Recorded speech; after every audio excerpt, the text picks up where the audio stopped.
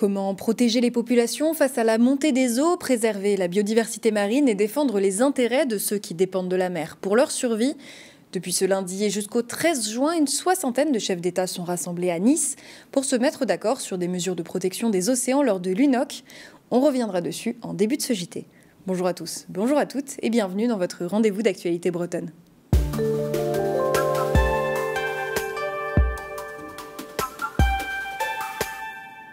Depuis ce lundi se tient la 3e conférence des Nations Unies pour l'océan à Nice. La vie maritime, c'est un des 17 objectifs fixés en 2015 par l'organisation internationale liée au développement durable. Mais alors, qui participe à ce grand forum et à quoi sert-il? On vous explique. L'UNOC 3, qui se tient donc à Nice du 9 au 13 juin, c'est la 3e conférence des Nations Unies sur l'océan. Dans ce sommet, il y a deux mondes qui cohabitent. D'un côté, dans la zone bleue, sous haute sécurité, c'est l'événement diplomatique fermé, dans lequel des chefs d'État se mettent d'accord sur des objectifs pour les océans. Tout le monde trace un petit peu à combien d'États on est, est-ce qu'on peut espérer que des mesures sur, par exemple, la protection contre les avancées de la mer ou l'élévation générale du niveau des océans soient mises en œuvre, etc. De l'autre, un peu à la manière d'un grand salon scientifique sur la mer, de nombreux événements sont organisés dans la zone verte, avec notamment des chercheurs comme l'IFREMER, l'UBO, le CNRS, des ONG et des professionnels du monde maritime. On rencontre des collègues qui travaillent dans les ministères, des ministres, et bien entendu, on discute, et ça permet aussi de créer cette porosité, ce genre d'événement. Bon, en réalité, tous les textes discutés sont déjà dans les tuyaux depuis des mois. L'enjeu porte plutôt sur leur adoption par une majorité de pays, et les acteurs politiques en attendent des résultats. Comme nous le disait hier le député breton Jimmy Pain sur le plateau de Bonjour Bretagne. Je vous laisse donc terminer ma phrase. L'UNOC sera qualifié de bon si Jimmy Pain à distance. Si nous gagnons sur les fonds marins, si nous gagnons sur la pêche illégale, si nous gagnons sur les 8 grands projets que nous avons mis en place sur cette UNOC. Et l'UNOC, c'est aussi l'occasion de mettre en avant les grands projets scientifiques en mer. À Brest, une équipe de chercheurs issus notamment de l'IFREMER s'apprête à embarquer ce dimanche 15 juin pendant un mois pour cartographier les déchets nucléaires largués au fond de l'océan pendant l'après-guerre. Explication avec Jean Saint-Marc et Rémi Kemener. Que reste-t-il des déchets radioactifs rejetés dans l'océan pendant des dizaines d'années? C'est la question à laquelle va tenter de répondre l'Atalante, un navire de la flotte océanographique française affrété par l'IFREMER.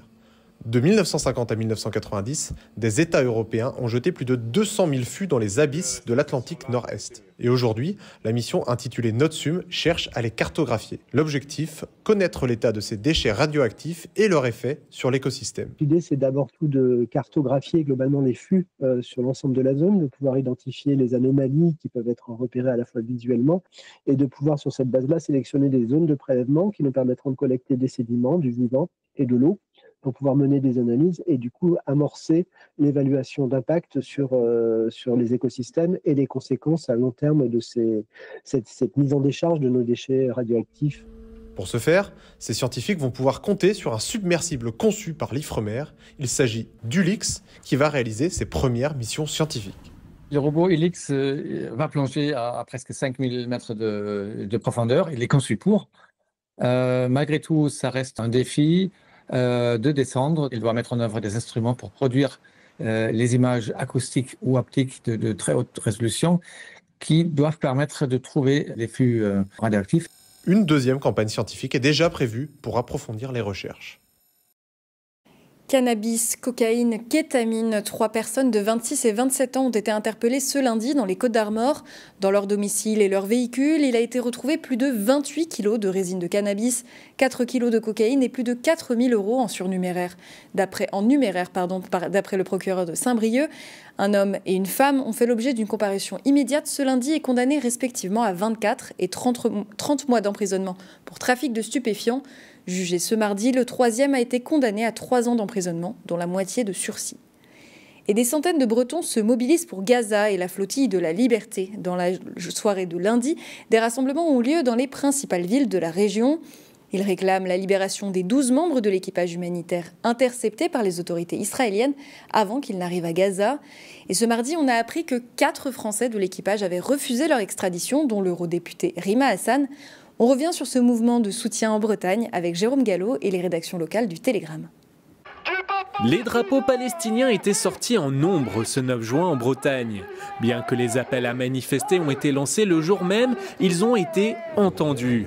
Ils étaient plusieurs centaines à Rennes, les organisateurs revendiquent même 2000 participants, mais aussi 200 à Brest, 200 à Saint-Brieuc ou encore 200 à Lorient. Autant dire que les cortèges n'étaient plus fournis que d'ordinaire, comme l'ont remarqué les militants lorientais. C'est la première fois que la manifestation est aussi importante. Il y a des manifestations tous les 15 jours depuis le 7 octobre donc sur le pays de l'Orient. On voit que l'indignation par rapport à la situation suscite de plus en plus de réactions et d'indignation.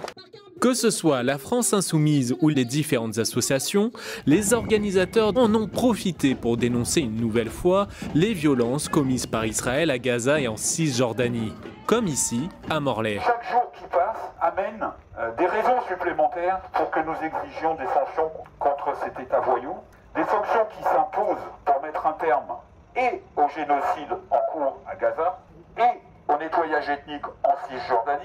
Après cet appel national du 9 juin, les associations locales vont continuer à organiser leurs manifestations régulières en faveur de la Palestine.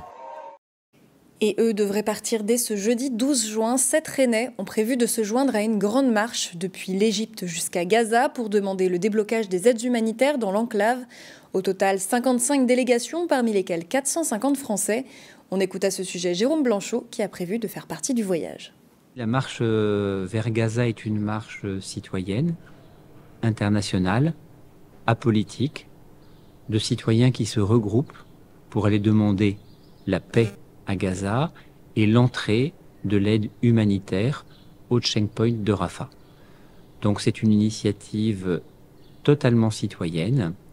Nous marcherons sans identification, ni bannière, ni drapeau. Ce sont les citoyens du monde qui se retrouvent ensemble au Caire pour aller demander au gouvernement israélien, avec l'appui de leur propre gouvernement, la paix à Gaza, l'entrée de l'humanitaire pour éviter la famine qui s'annonce. Opération Escargot ce matin dans le centre-ville de Rennes. À l'appel de l'association Roison VTC, les conducteurs de voitures de transport avec chauffeur ont exprimé, klaxon à l'appui, leur colère face à la dégradation de leurs conditions de travail. Prix des courses en baisse, concurrence de plus en plus forte. L'intersyndicale VTC réclame une régulation du marché. On écoute Mohamed Dramé, président de l'association Roison VTC. Les grosses plateformes financent notre métier à nous à hauteur de 20 €. Et sur certaines grandes villes, les grandes plateformes prennent jusqu'à 40% des chiffres d'affaires. Ça devient invivable. On a demandé au ministre de faire un moratoire sur le secteur afin de savoir combien il y a de chauffeurs déjà sur le terrain et arrêter d'en rajouter. Mais aussi, on a des demandes locales ici au niveau de Rennes. C'est que nous, on veut des places de stationnement en arrêt minute au niveau de la gare de Rennes. Donc aujourd'hui, on est arrêté ici, place de Bretagne, afin d'aller rencontrer la maire et leur expliquer nos doléances. Une nouvelle vague de mobilisation des chauffeurs de taxi est prévue demain matin, quant à elle à la capitale, alors qu'au même moment, une réunion va se tenir au ministère de la Santé pour tenter de trouver une solution à la crise. Et elle s'est lancé le défi de traverser le canal de Nantes à Brest, soit 400 km à la force de ses bras. La kayakiste Léa Jamelot, présente au JO de Rio 2016 et de Tokyo 2020, s'est lancé un dernier défi avant sa retraite sportive. On l'écoute au micro de Jean-Noël Potin. Alors je pense que j'avais cette idée de projet dans la tête depuis un moment, mais que ce n'était pas forcément le bon moment. Et justement, cette non-sélection à Paris m'a donné l'envie d'un challenge pour 2024. Finalement, ce projet est devenu plus gros qu'imaginé, et donc il a été décalé en 2025. Mais ouais, c'est un peu mes Jeux Olympiques de Paris à moi, avec suite à cette déception de ne pas me sélectionner pour mes 3e Jeux Olympiques. Et puis il y avait aussi l'idée de connaître l'endroit qui a vu naître mes premiers coups de pagaie, parce que c'est sur le canal de Nantes à Brest que j'ai découvert le kayak. Donc un peu cette idée de boucler la boucle. Et aussi l'idée de montrer comme le centre-Bretagne est beau, parce qu'on parle beaucoup des côtes du littoral. Et moi j'avais à cœur de dire regardez aussi le canal, parce que c'est chouette.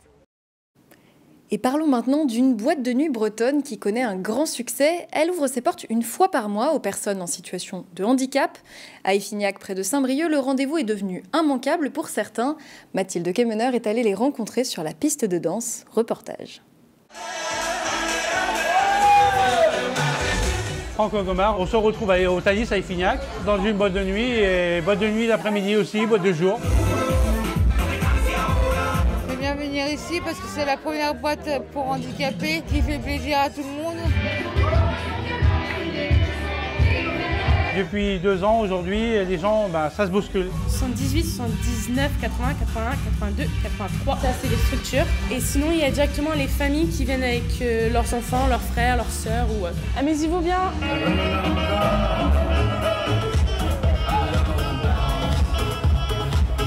Ouais, j'ai bien dansé. Pour chanter différentes musiques. Défoulé. J'ai bien vu attaques. Oui, j'aime beaucoup danser, j'aime m'amuser, j'aime la fête. C'est de la danse hip-hop, la danse breakdance. Le fait de danser, ça mêle bien. Maintenant, ils réclament à venir. Il y en a qui étaient, qui restent dans leur chambre toute la journée et qui, grâce à la discothèque, ils discutent avec des résidents. Ils aident des gens à aller servir à boire ou à aller aux toilettes. Vraiment, ils sont vraiment changés. Ok, bien sûr, je vous prends le ticket. Merci beaucoup.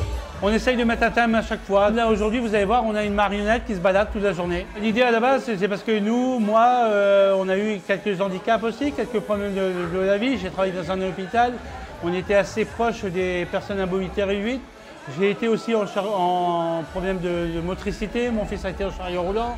Voilà, moi, honnêtement, c'est la plus belle journée du mois. Aujourd'hui, je pense que c'est une leçon de la vie pour tout le monde. Et vivement qu'on revienne, j'ai hâte d'y revenir. Et à bientôt donc à la boîte de nuit. Bisous.